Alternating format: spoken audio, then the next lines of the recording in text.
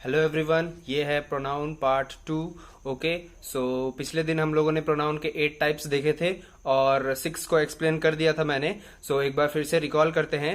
First था personal pronoun. Personal pronoun क्या होता है? मोस्टली ये एक पर्सन या थिंग को डिनोट करता है। Okay, the second was your possessive pronoun. Possessive pronoun किसे दिखाता है? ओनरशिप को। Okay, and your third one was the reflexive pronoun and fourth was emphasising pronoun. Okay, so ये मोस्टली वो प्रोनाउंस होते हैं जिनके पीछे सेल्फ लगा होता है। ओके, रिफ्लेक्सिव प्रोनाउन क्या होता है? वो सेंटेंस के लास्ट में रहता है एंड एम्फसाइजिंग प्रोनाउन जो होता है वो सब्जेक्ट के पीछे लगा रहता है। ओके, डेमोन्स्ट्रेटिव प्रोनाउन और इंट्रोगेटिव प्रोनाउंस भी आप लोग पढ़े थे। डेमोन्स्ट्रेटिव प्रोनाउंस वो होते हैं जहां पे डेमोन्स्ट्रेटिव वर्ड्स यूज होते हैं, जैसे this, that, these and those. Okay, ये जहां पे रहेंगे वो डेमोन्स्ट्रेटिव प्रोनाउंस हो जाएगा। और इंट्रोगेटिव प्रोनाउंस वो होते हैं जहां पे WH वर्ड्स का use ho. Clear? So today we are starting with our 7th type, the indefinite pronouns. Okay, so you can see your PDF right here. Okay, so see this, match it with it. An indefinite pronoun lacks the definiteness of personal, reflexive, possessive and demonstrative pronouns. The meaning is always to do with the quantity. ठीक है, तो indefinite pronoun क्या होता है? Quantity के बारे में ये हमेशा अनएग्जैक्ट रहता है, मतलब क्वांटिटी जो है वो हमेशा एग्जैक्ट नहीं रहेगी इस प्रोनाउन में। Okay, there are 2 main types. इसके 2 मेन टाइप्स हैं, क्या क्या? कंपाउंड नाउन्स और ऑफ प्रोनाउंस। ठीक है, कंपाउंड नाउन्स में देखो एग्जांपल सारे दे दिए हुए हैं, कुछ भी डेफिनेशन इसमें नहीं है, बस एग्जांपल्स लिखे हुए हैं। जैसे देखो, everyone, everything, someone, somebody, etcetera etcetera. और ऑफ प्रोनाउंस वो हैं जो ऑफ को यूज करते हैं साथ में। ओके, नेक्स्ट पेज में देखो एग्जांपल्स इसके दिए हुए हैं। जैसे देखो, ऑल है, बोथ है, ठीक है, मच है, मेनी। तो इसके बाद जैसे ऑल है तो all of the boys were not in the class, तो ऑल के पीछे देखो ऑफ लगा है। ठीक है, तो इसीलिए इसको ऑफ प्रोनाउंस कहा जाता है। Okay, so this was the indefinite pronoun. और सबसे लास्ट, सबसे बिगेस्ट एंड द सबसे इंपॉर्टेंट जो है वो रिलेटिव प्रोनाउन है। ठीक है, तो देखो ये क्या है, इसमें हर एक लाइन पढ़ना इंपॉर्टेंट है। Okay, so see this carefully. A relative pronoun is used to link one phrase or clause to another phrase or clause. Who, whom, that, which are some of the relative pronouns. Relative pronouns introduce relative clauses. ठीक है, relative pronoun क्या होता है? One phrase या clause को दूसरे phrase या clause से ज्वाइन करता है। ओके, ये मोस्टली एक कंजंक्शन की तरह ही है, बट ये कंजंक्शन नहीं है। ओके, सो इसे ज्वाइन करने के लिए जो वर्ड्स हैं वो चारों दे दिए गए हैं, हु, हुम, दैट, विच। यही चारों वर्ड्स रिलेटिव प्रोनाउंस होते हैं। आपके बुक में बस इतना ही है।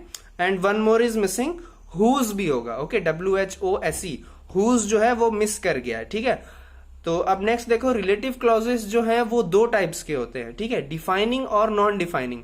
डिफाइनिंग क्या होता है? डिफाइनिंग जो सब्जेक्ट है हम लोग का, मतलब जो नाउन है, उसे थोड़ा सा डिफाइन करता है। ठीक है, मतलब कि वो कैसा है, ब्लैक शर्ट, ठीक है, गुड पर्सन, ऑनेस्ट पर्सन, ऐसा। नॉन डिफाइनिंग जो है वो सब्जेक्ट को डिफाइन नहीं करता है, बल्कि उसके बारे में एक्स्ट्रा इंफॉर्मेशन देता है। ठीक है, जैसे Ram is a good boy, ये नहीं होगा। ठीक है, यहाँ पे जैसे नॉन डिफाइनिंग में मोस्टली एग्जांपल्स आप लोग देखोगे बाद में तो इट विल बी क्लियर। अभी स्टार्ट करते हैं डिफाइनिंग रिलेटिव क्लॉजेस से। देखो इसे, defining relative clauses describe the preceding noun in such a way as to distinguish it from other nouns of the same class. The following relative pronouns are used in defining relative clauses. तो defining relative clause क्या होता है? जो preceding noun, मतलब मैंने बताया, जो preceding मतलब जो सबसे आगे वाला नाउन है, मतलब जो सब्जेक्ट में जो नाउन है उसके बारे में वो डिस्टिंग्विश करेगा। क्लियर? और उसके जो टाइप्स हैं वो 2 दे दिए गए हैं, फॉर पर्सन्स, फॉर थिंग्स। ठीक है, फॉर पर्सन्स में सब्जेक्टिव के जगह पे हु और दैट, मतलब अगर सब्जेक्टिव मतलब सब्जेक्ट के तुरंत बाद अगर प्रोनाउन यूज हो रहा है तो वहां पे हु और दैट लगाएंगे। ऑब्जेक्टिव मतलब ऑब्जेक्ट के पास अगर लगेगा तो वहां पे हुम, हु या दैट लगाएंगे। पोजेसिव मतलब ओनरशिप जो होता है, जिसे कॉम्प्लीमेंट कहते हैं, वहां पे हुज को यूज करेंगे। ओके, फॉर थिंग्स में देखो, थिंग्स में अगर सब्जेक्टिव के जगह पे यूज करना है तो विच और दैट यूज होता है। ऑब्जेक्टिव के जगह पे यूज करना है तो वहां भी विच और दैट यूज होगा। पोजेसिव में हुज और ऑफ विच। ठीक है, ये चीजें यूज होती हैं। अब इसे थोड़ा सा डिटेल में पढ़ लेते हैं। नेक्स्ट पेज में देखो, यूजेस फॉर पर्सन्स। पर्सन्स में देखो सबसे पहला सब्जेक्टिव है, हु और दैट। देखो ये सब्जेक्टिव है, बट थोड़ा ध्यान से सुनना। फर्स्ट एग्जाम्पल जो दिया है, ठीक है, देखो the boy who met you is my friend. Okay, so यहां पे सब्जेक्ट आप लोग का है the boy is my friend, ठीक है, the boy is my friend, ये पूरा आपका सब्जेक्ट के पार्ट है। ओके, और मेट यू जो है वो प्रेडिकेट का पार्ट है, मतलब ऑब्जेक्ट का पार्ट है। क्लियर? सो सब्जेक्ट के पीछे जो रिलेटिव प्रोनाउन लगा है who, okay, the boy is my friend who met you, exact sentence यही है। अगर इसको सब्जेक्ट और ऑब्जेक्ट में ब्रेक करेंगे तो इसका सब्जेक्ट होगा the boy is my friend who met you, तो हु जो है वो एक्चुअली सब्जेक्ट के पीछे लगा हुआ है। क्लियर? इसलिए ये सब्जेक्टिव डिफाइनिंग रिलेटिव प्रोनाउन होगा। क्लियर? ऑब्जेक्टिव में अब देखो क्या है, ऑब्जेक्टिव का हुम, हु, दैट, ये पिछले पेज में पढ़ लिया था। एग्जाम्पल अब इसमें देख लो, the boy whom I met was your friend. इसमें देखो ये सीधा सीधा सेंटेंस है, the boy who I met, ठीक है, ये आपका सब्जेक्ट के पूरे हिस्से में आ जा रहा है, सॉरी सेंटेंस के पूरे हिस्से में आ जा रहा है। और वॉज योर फ्रेंड जो है, ठीक है, वॉज योर फ्रेंड जो है वो प्रेडिकेट का हिस्सा है, मतलब ऑब्जेक्ट का हिस्सा है। तो सब्जेक्ट से ऑब्जेक्ट को ये जोड़ रहा है, ये हु, सो इसलिए यहां पे ये ऑब्जेक्टिव प्रोनाउन हो जाएगा, ऑब्जेक्टिव डिफाइनिंग रिलेटिव प्रोनाउन हो जाएगा। ओके, पॉजेसिव में देखो, पॉजेसिव मतलब ओनरशिप जहां पे यूज होगा वहां पे हुज लगा देंगे। इसमें सब्जेक्टिव और ऑब्जेक्टिव जैसा कुछ है नहीं, इजी है। जैसे देखो the man whose car was stolen is John, ठीक है, तो मैन जिसका कार, मतलब उसी का कार जो चोरी हुआ वो जॉन था, मतलब वो इंसान का नाम जॉन था। ओके, नेक्स्ट देखो यूजेस फॉर थिंग्स, थिंग्स के जगह पे रिलेटिव प्रोनाउंस को कैसे यूज करेंगे, डिफाइनिंग रिलेटिव प्रोनाउंस को कैसे यूज करेंगे। नंबर 1 देखो सब्जेक्टिव में कैसे यूज हो रहा है, this is the novel which is selling like hot cakes. यहां भी सेम पिछले वाले की तरह ही है, this is the novel like hot cakes, ये सब्जेक्ट है, विच इज सेलिंग ये ऑब्जेक्ट है। क्लियर? तो विच जो है वो सब्जेक्टिव रिलेटिव प्रोनाउन हो जाएगा।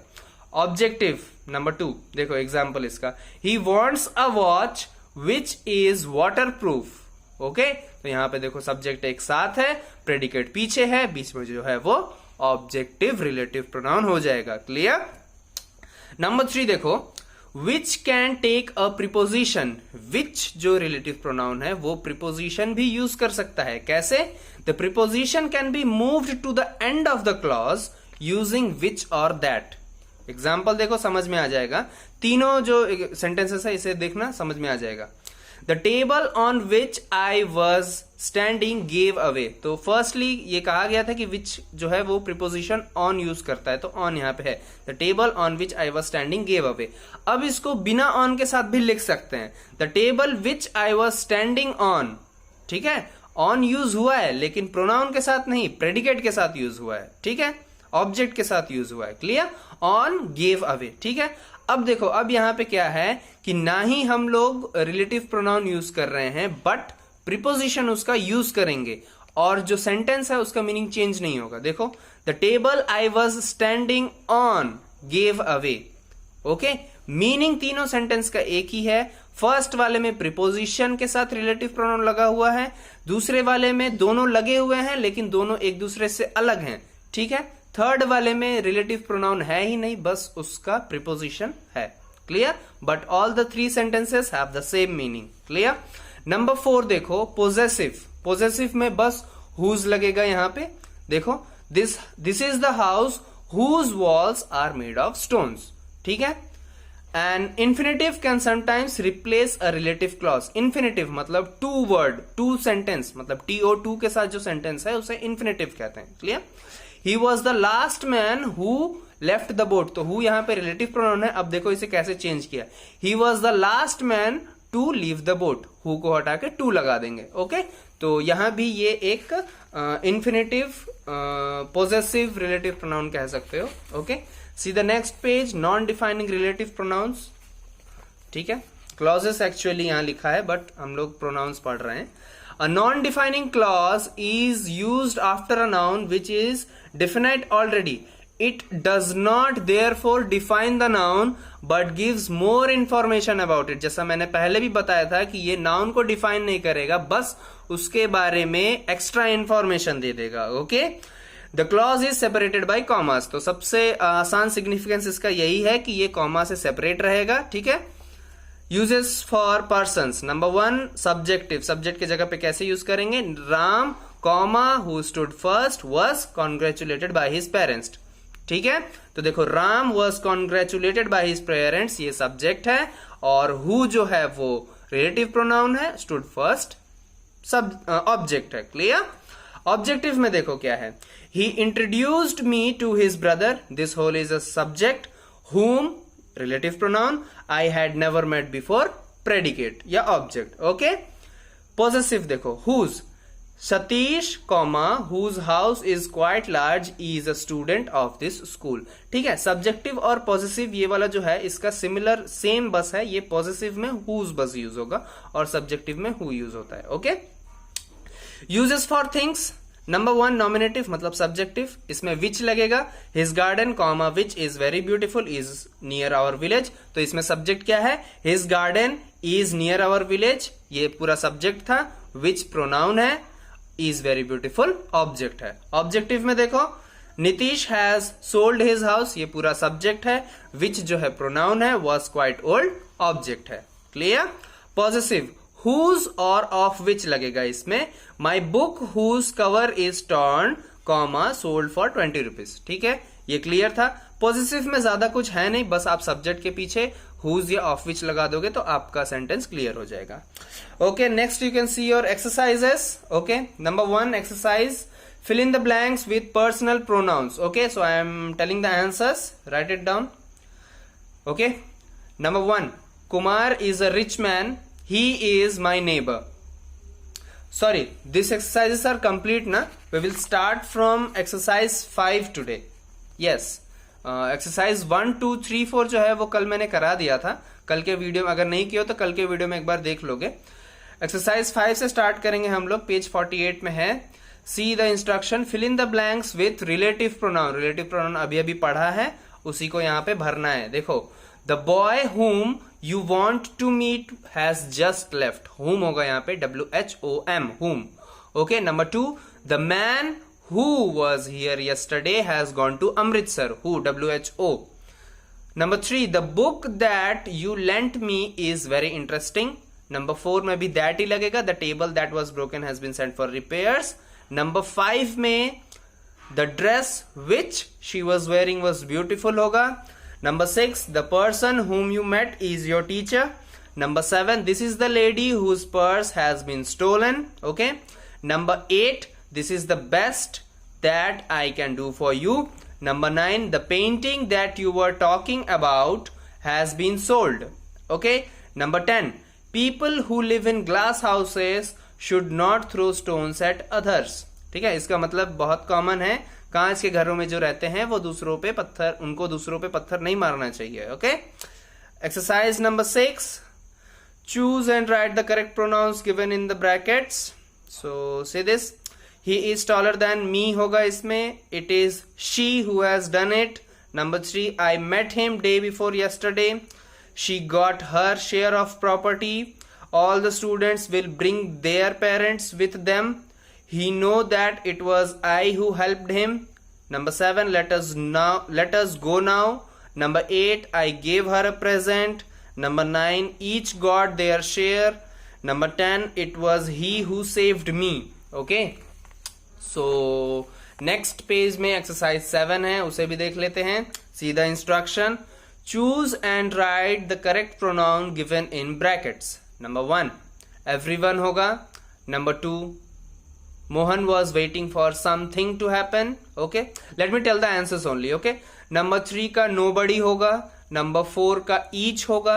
Number 5 का a few. Number 6 का none. Number 7 का everything. Number 8 का nothing. Number 9 का both. And number 10 का each other. Okay. So this was your exercise 7. Okay. Exercise 8. Combine the following sentences using a relative pronoun. Number 1 देखो. Tell me the name of the boy. The boy stood first in the class. तो इसमें क्या करना है, full stop के बाद मतलब first sentence में जो फुल स्टॉप है उसके बाद जो आपका सब्जेक्ट है, जैसे इसमें द बॉय है तो द बॉय को हटा के आप लोग एक रिलेटिव प्रोनाउन लगाओगे। तो पर्सन है तो पर्सन में क्या लगाते हैं, हु लगाते हैं। ओके, सो आंसर हो जाएगा tell me the name of the boy who stood first in the class. Understood. Number 2 देखो, he is eager to buy the book that you wanted to sell. Okay. Number 3, this is the girl whose pocket was picked. Number 4, the 3 convicts were caught who had escaped from the prison. Number 5, I met a man who belonged to Delhi. Number 6, the boy stole the watch who was punished. Number 7, I saw a girl who was beautiful.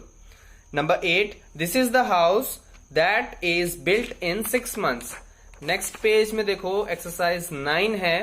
Okay, इसमें demonstrative pronounce भरने, मतलब this, that, these, those.